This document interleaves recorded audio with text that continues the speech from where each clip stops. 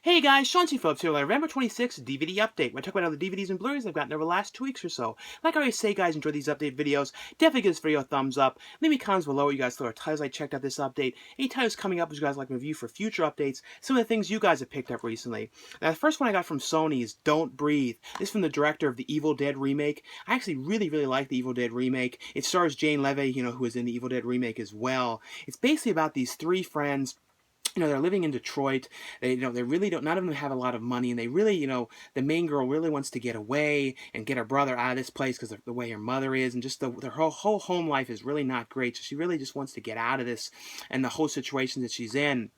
So they kind of going around robbing people's houses, like small money here and there, and they find out about this blind guy, who is in this house, and he has all this money somewhere in the house, and they become fixated on the idea that they have got to rob this guy, and they think, oh, it's going to be so simple because this guy's blind. How is it? Even if they caught him in there, they would never be able to, find him or anything. It'd be really simple, easy money.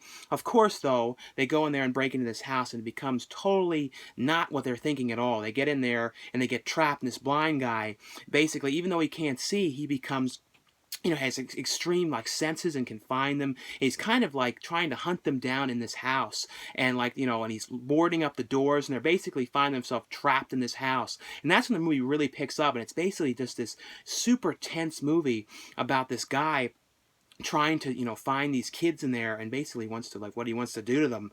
And there's lots of twists and stuff in this, and some really unexpected twists and things like that happen in here. It's one of those movies too when you really don't know who you're rooting for in many ways. If you're rooting for these kids because they're stealing this money, but then you don't know because this guy, because there's some weird stuff going on with him. So it's kind of like who you have to kind of almost going back and forth between who you're thinking of rooting for in this. But this has on here though 8 deleted scenes in here. Some featurettes like Meet the Cast, creating the creepy house on here, as well as a director's commentary with Stephen Lang, who plays the the blind man. Stephen Lang's been in lots of movies. He was so good in this movie though. Really love this one though. Like I said, a super creepy, tense movie. The next one, this is probably going to be I would say one of my favorite documentaries I've ever seen. I like these kind of odd subjects that are about something that I never knew anything about this. I knew though. I didn't even know too that this pen name wrote the original script, and they only used a little bit of it because I think most of it got improvised for the Gus Van Sant film Elephant. And this is a movie called Arthur, the J.T. LeRoy story, and this is basically about this woman who she came up with this pen name character named J.T. LeRoy, and she had her husband's sister dress up like this guy. There was supposed to have been a guy who would sometimes he would dress like a woman, sometimes he would dress like a man, and he had these he basically wrote these books, this one book and these short stories, which were a tale of him when he was younger, and he was this prostitute, and he had all these drug problems, and he wrote this book, and it was a very successful book, and the J.T. LeRoy character, because basically what was happening was this woman, created this character, and she was actually writing all these books, and she had to try and figure out how she was going to go and pull off the idea that this J.T. LeRoy character wasn't really real and it was her. So like I said, she got her sister, her husband's sister, to dress up like her and go out to events, and then the actual woman who was the writer would go along, and she'd play this British woman saying that she was the manager. It was this whole crazy thing going on that she was doing to pull this thing off, and she became like the J.T. LeRoy character, and that everyone really believed was this one person, was real, became famous in the celebrity culture, and she became friends with Billy Corgan and Courtney Love, and the list goes on and on of all these celebrities, and Ozzy Argento, Dario Argento's daughter, wanted to make the story of the one book and the whole thing with that. And the thing that's amazing about this, and also kind of strange in a way too, which I kind of thought was added to this, was the woman actually recorded all these phone calls. So when these celebrities were calling and leaving messages, when she talked on the phone, she talked on the phone to her doctor, playing this character, because she always was playing on the phone the J.T. LeRoy character, and she talked to them and had all the recordings of this whole thing. And this is basically about how the whole thing started up until the downfall of when it was exposed that J.T. LeRoy was not real. And I don't know, this is one of those things too. It was an hour and 50 minutes, but I felt like it was 10 minutes. I was so into this thing and perplexed perplexed by the strangeness of what was going on here and the weird things that she was doing to pull this off. And I love these kind of odd things, and this was all real. The other thing too is you don't even know if the actual woman, when she's talking about things, if what she's saying could be another character. You don't even really know. So like she could come out later and say that this was another character, this her actual persona person wasn't. The thing was just amazing though, and she also went on to like write episodes of Deadwood and all these kind of things, and I don't know, I just absolutely love this one. If you guys like documentaries, Vice was behind this one. Definitely check this out. It was so good. The next one here is Dead Rising Endgame, which is the second of the Dead Rising films. This was a movie produced for Crackle. I believe it was for Crackle. The first movie was for Crackle. I didn't remember the first movie too much. I remember I watched it, though. This one came with, though, temporary tattoos here of, like, zombie flesh wounds and, like, maggots and stuff in them. But this is basically about the one character who was a journalist, or he was like on the TV covering events and stuff like that, a news anchor kind of thing like that, and his producer ended up going missing in the first movie, and he kind of thinks she's alive, and it's kind of him going to cover a news story, and he comes to find out that there is some kind of stuff going on with the government and all these cover-ups of they're going into, because this is set in the world of zombies, and they have these like chips that are in people that can kind of control them, that gives them like this sort of like something into their system where it lasts for a couple years, when if they become a zombie, it can keep them from having the side effects of it, if they're bitten and things like that. And they come to find out, though, the government isn't happy with that idea and wants to pretty much wipe that all out, and they're going to basically kill anyone that has a chip in them. And he's fine because the government wants to do these new tests, and they're bringing in people that aren't even infected and infecting them and trying to see if they can treat them. And he comes to find out about all this when he's like sneaking around in the building. Him and his team.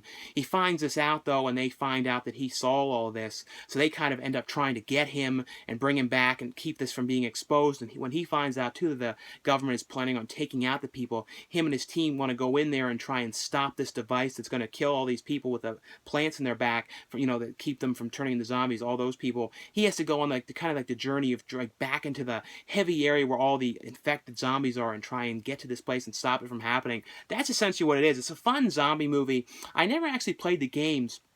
I always hope, too, at some point they do a Dead Rising that's set in the mall, too. Like, all in the mall. Because I always like that. Because I know my brother has played the first game. And I know I believe the first one was all set in a mall. But this has on here a number of different featurettes on here. Talking to the actors and things like that. But, a very cool, like, creepy zombie movie. The next one here from Sony as well is a movie called The Hollars. And this has a whole lot of people in this one. Charlie Day, Richard Jenkins, who I always love Richard Jenkins. He was in, Step Brothers as the father, tons of different films. Anna Kendrick, John Krasinski, actually directed this one. And it's basically about this is kind of a heavy family drama about John Krasinski's, father. I'm probably saying his name wrong, but his father, he gets a call from his father that his mother had something happen and she's in the hospital and something has happened to her, and they kind of find out she's got this form of cancer and she's not doing well and she's going to have this surgery, and this happens when he comes back. And a lot of this has to do with because Richard Jenkins kind of wants to, anytime anything becomes dramatic or it could go bad, he kind of freaks out, starts panicking, and kind of didn't even want her to go to the doctors. And she was showing symptoms of all this, and he was thinking that it was just for being overweight, or he was kind of passing off as other things. So he's kind of panicking because he didn't have her go to the doctor, and he's feeling like it's his fault. And when the son comes back into the town, it's kind of his girlfriend is back at home, played by Anna Kendrick, and she's pregnant, and he's not sure about all of that, so he's having a crisis going on there. And his old ex-girlfriend is there back in the town again, so he's seeing her again, and it's kind of like a heavy drama of them all together. And they all kind of have issues with each other, and they're having arguments about everything, and just all kind of discussions and issues are all coming up again because he hasn't been back in a very long time. But like I said, if you guys like drama pieces and stuff like that are, especially if you guys are a fan, of Richard Jenkins, who, like I said, plays the father in this. He was so good in this. Really love him and everything. This has on here, a director's commentary and some featurettes and a live film festival Q&A with, the director and Anna Kendrick. Definitely check that one out. The next one here from Lionsgate is a movie called Greenleaf, Season 1, which is a series that's on Oprah's network called OWN. very well produced show. It's kind of it feels in a lot of ways like an HBO type show, because the creator of this, I was looking it up, he wrote a number of like 6 or 7 episodes of 6 Feet Under, produced a lot of 6 Feet Under as well. The show definitely has that family kind of feel to it, and like with some of the writing and stuff like that 6 Feet Under had, and it, like I said, it definitely has like an HBO type show, and I think it's one of the first dramas on OWN. I believe it might be one of them. I might be totally wrong, but I think it was. But the movie, is, stars Keith. The show stars Keith David as this, pastor of this ultra, reverend of this huge kind of mega church, and his daughter comes back into town after being gone for years. I think she's gone like 15 years, because she has this teenage daughter that they had never even met, and I think she was teenage. It's been a very long time since she's been back, and she basically comes back to this town for her sister's funeral, and like everyone is kind of looking at her upside down and like looking at her sideways, like, where were you? Why? And you're not coming back just to start trouble. And the whole thing becomes like a problem, because the daughter used to be, do preaching at churches and things like that, and she was like, everyone in the family kind of liked her, and she's kind of stepped away from the church, and they're kind of talking to her about this. Why is she going to church, and why aren't you doing this? And Keith David is like, you're going to come to church tomorrow, and you're going to be there, and it becomes this whole thing, and it follows around her sister and her other family members, and they're all having their own kind of problems going on as well. This whole family has all kinds of issues, and she ends up basically coming back and living back there and working at the church, and it's just a whole lot of problems that are going on here, and it has on here a conversation with Oprah Winfrey, because she produced this, and she's in a number of episodes as well, and then a thing on here called Creating Greenleaf, and a gag reel on this one. And the next one here from Lionsgate as well as Decommissioned. This is basically about this guy who's retired CIA agent, who's kind of living with his wife now, and he's kind of like, his child, he's kind of like staying away from all the kind of things that he did in the past, and he ends up getting kidnapped, and he gets there, and he's like, they're like torturing him, saying, you're going to do this, and you're going to help us with what we want, and they're kind of not telling him what they want him to do. But what they do is they, kidnap his wife and shout as well, and tell him, no, if you don't do what we're gonna, what we say, we're gonna kill your wife and everything. So it's kind of this whole thing of him trying to figure out how he's going to save his wife. At the same time, though, trying to figure out if he's going to have to do what they want him to do, and it deals with like this assassination thing going on, and it's like, Vinnie Jones is in this one. James Remmer is in this. It's basically just about him trying, fighting off all these people, and then people are kind of coming after him, and it's like the police and everything. It's kind of a whole big to-do situation going on with him, and it deals with like the president assassination thing that they're planning, because it's all that kind of like conspiracy type thing and everything in this. And like I said, I really like Vinnie Jones. Vinnie Jones is always good in these kind of films. This is actually like a cool, fun. The one was actually in this, Estelle Warren, who I've always been a fan of. Estelle Warren plays the wife. She was in a lot of horror movies I liked, but she was in like Kangaroo Jack and a bunch of different films though. But she was in this playing the wife. And the next one I got from Disney is Disney's Pete's Dragon, which is the remake of Pete's Dragon. I hardly remember the original film. I know it had Mickey Rooney in it, and it was like the dragon was like animated. I think it was set like in like the 20s or 30s. I can't remember for certain, but this is the remake one. I actually thought this was actually a pretty good movie, and it had some like pretty emotional stuff going on, because it's about this kid in the beginning of the movie. I think he's like 5 years old. I think he's 4 or 5, something like that. And he ends up getting in a car accident, and his parents end up dying in the car accident. They're out in the middle of the woods.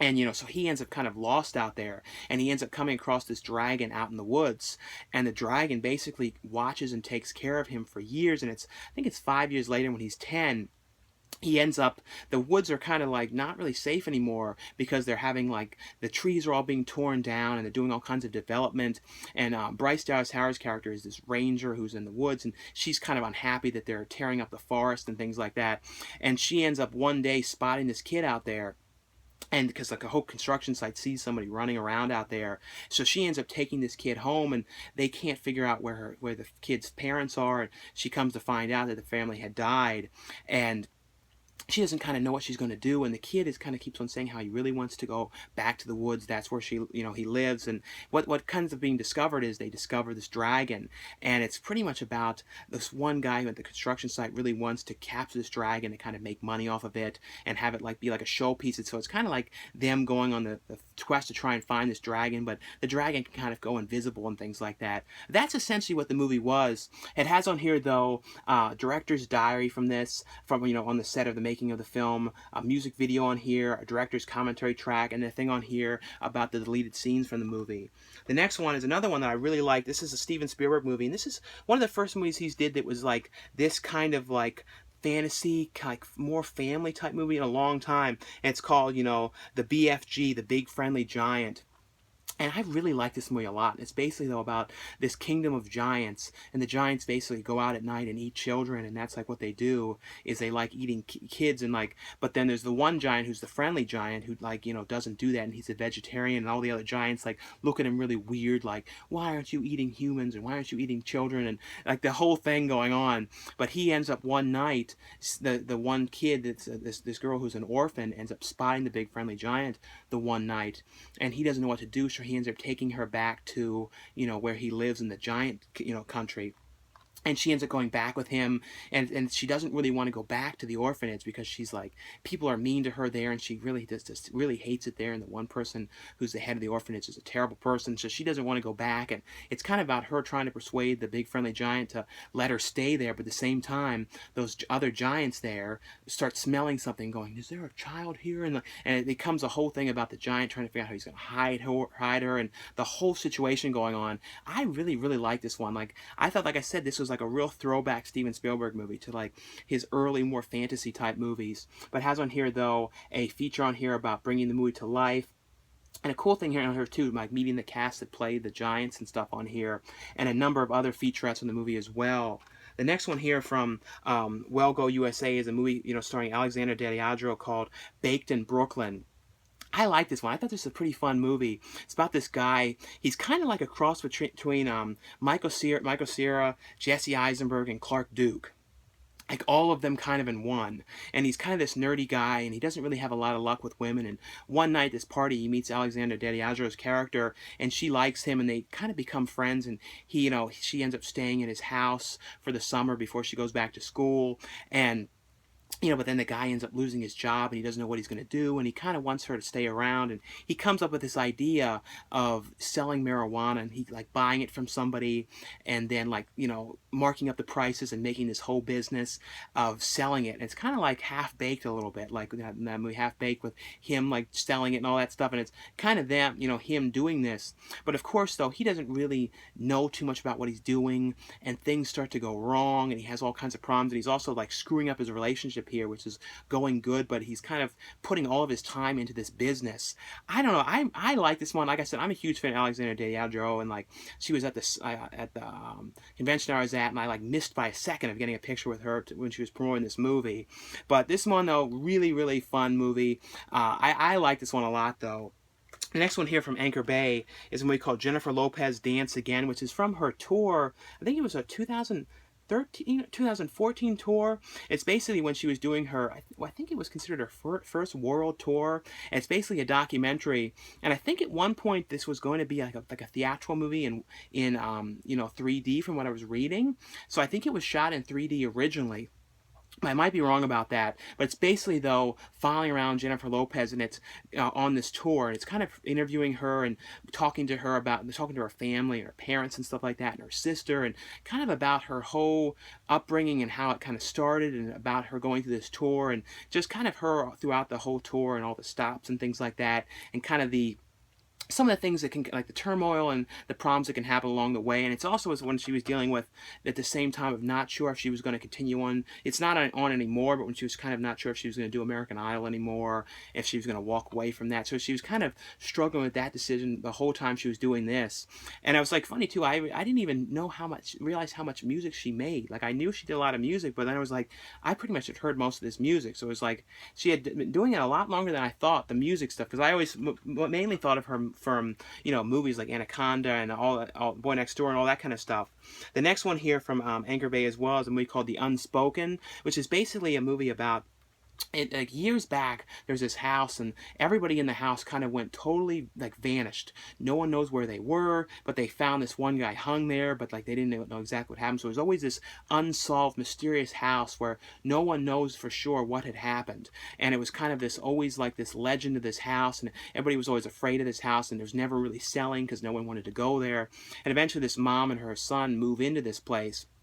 And the son doesn't talk because he's something had happened. He doesn't speak, and he like rarely says anything. And he ends up basically, this one girl who lives in the town ends up coming because she needs to get a job, and she ends up working at this house to watch this kid.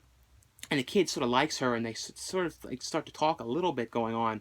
But it's also about this sort of subplot going on with the girl and her girlfriend, and the people in the town, like these like kind of redneck boys that are kind of giving her crap and stuff because she's with this girl. And there's like all this kind of stuff going on at the same time. The redneck boys are the ones are going to get it in the house, like stuff that's going to happen to them and stuff. But it's basically, though, once they're there, though, something happens at this house, and people start dying off, and there's all these crazy things going on, and it's like this girl trying to figure out exactly what's happening and stuff like that. I actually like this one a lot. It's got a bunch of different people in this. The one guy who was like a character actor who's in like Ravenous and a bunch of stuff, he plays the sheriff in this movie. But I actually thought this was actually a pretty creepy movie. It's from the producers, of Insidious and Devil Inside. The next one here is the brand new edition here of, this is from, MPI and Dark Sky Films, of the 30th anniversary of Henry, Portrait of a Serial Killer. This movie, though, is such a great movie. And there's even a feature on here, Henry versus the MPA, which is like a 10-minute thing, which I loved it. It was like talking about how this movie, like how the whole ratings board started in the 30s, and the classifications and all that kind of stuff, and how the NC-17 rating kind of started pretty much because of this movie, even though the movie didn't like that rating because they never really wanted it to be rated that. And it's like deals with all of like the stuff, and how even now, after all these years, the movie still got an NC-17 rating because they submitted it finally, because the company that made this had all these problems with this movie's rating. But it's basically, though, about Henry and his friend Otis, and they kind of, he moves in with Otis, and they're basically this serial killer movie about them going around and like killing people, and then they start to film it, and it's this amazingly filmed movie, and it's so creepy. And like the sequences too of like the people that he's killed and stuff, when they pan over and stuff on them, is really creepy stuff. It is.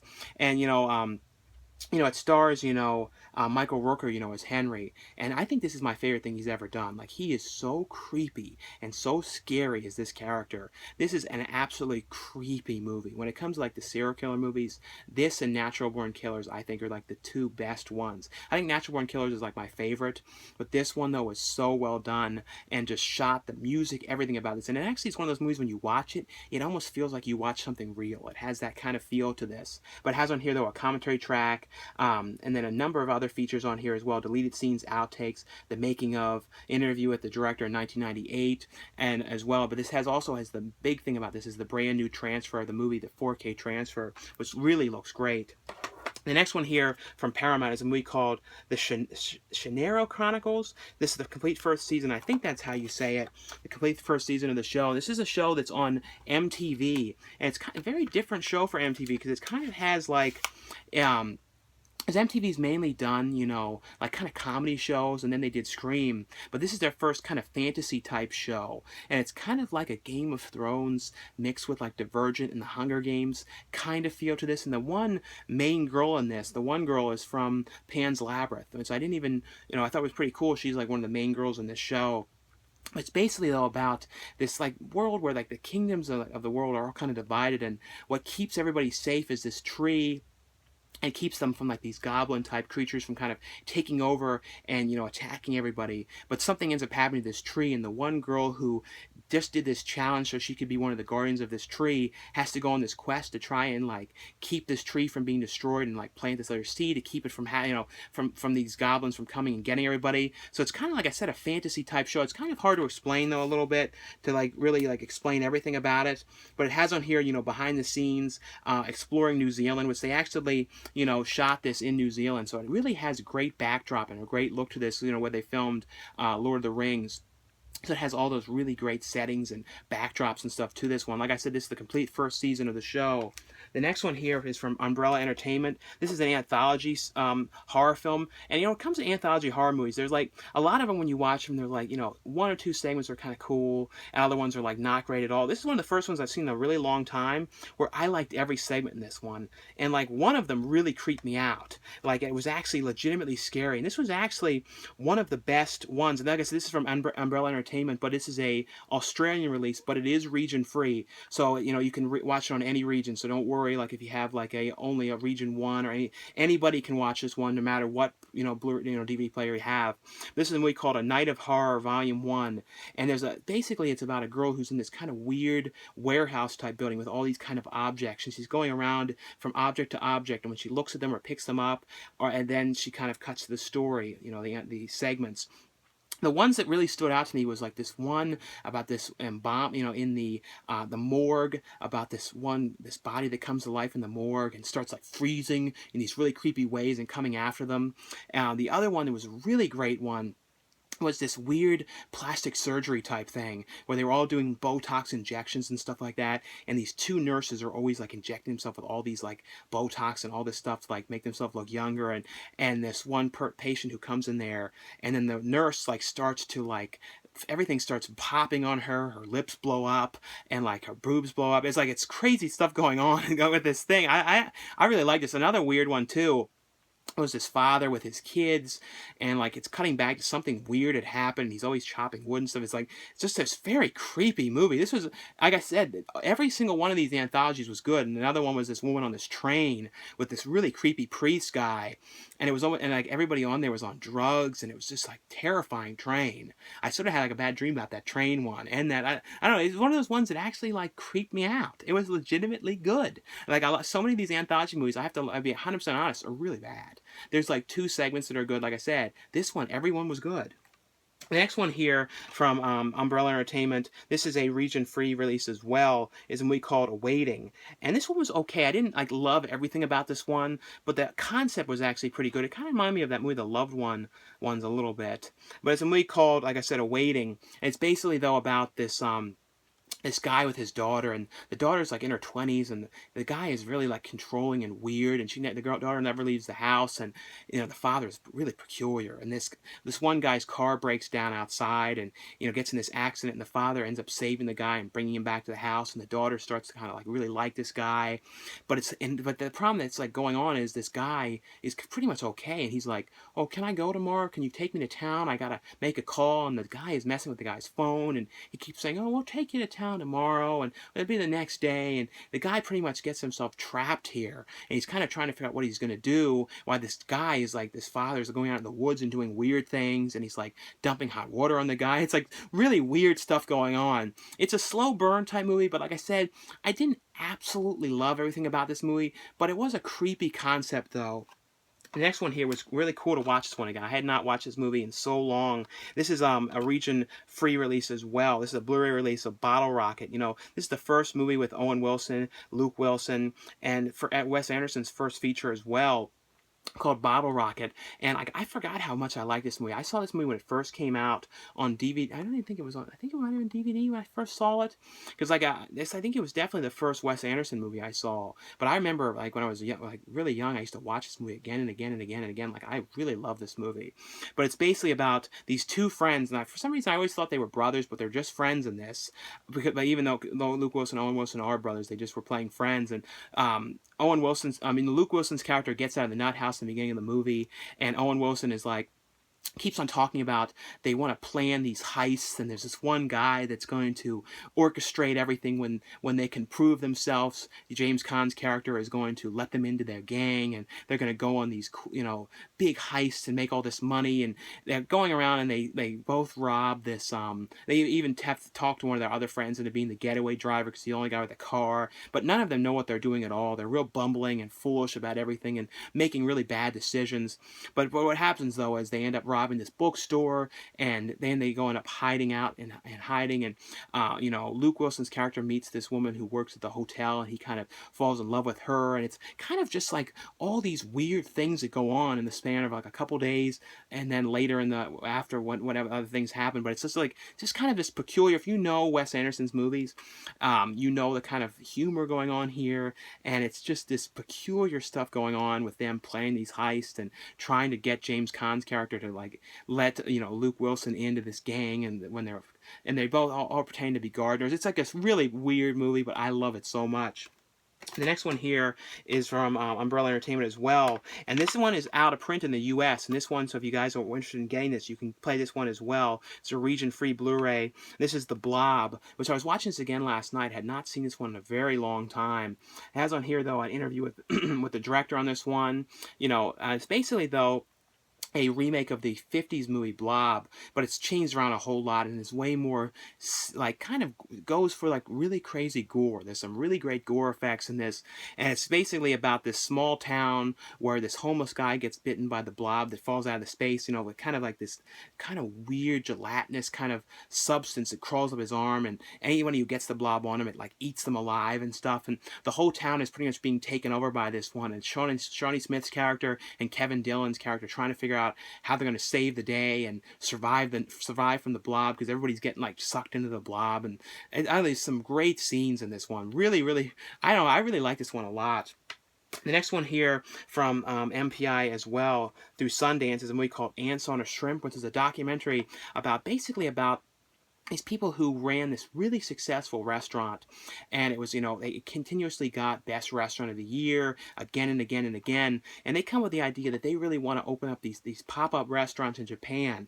So it's kind of, they're going to close down their super successful restaurant to open up these pop-ups, and it's kind of about them playing this and going to Japan and having all kinds of cultural, it's a documentary, having culture, difficulty with trying to get ingredients, because Japan really doesn't have as many like fruits and vegetables. Mainly vegetables is like, and a lot of the ingredients that they need, they can't get, or they can't be as fresh as they need. So it's kind of them trying to plan this, and also like worried that their other business, their main business, is gonna, you know, fall through again because they did this, because they put so much money into this. But a pretty cool documentary here. The next one from PBS is a show called A Chef's Life, Season 4. I talked about the other season this a while back. It's basically about this woman and her husband and her kids, and she came from the city and moved back to the, you know, the kind of the middle of nowhere area to open up this restaurant, because her parents were like, well, if you move out here, we'll fund this restaurant and help you open this. And it's kind of a show about her going around and like looking at different types of ingredients and like kind of talking about where they come from out in this area, and like showing like peas, which I never actually even seen anyone show a thing about showing these certain type of peas and like how they grow and stuff. Because, you know, when it comes to peas, this is a weird thing, but, you know, you always see them frozen in bags. You never really like see them from the pea pods, really. I don't even think they sell them in markets like that, at least not that I've ever seen. I don't know, it's just basically that's what it is going around talking about ingredients and then her making dishes and things like that.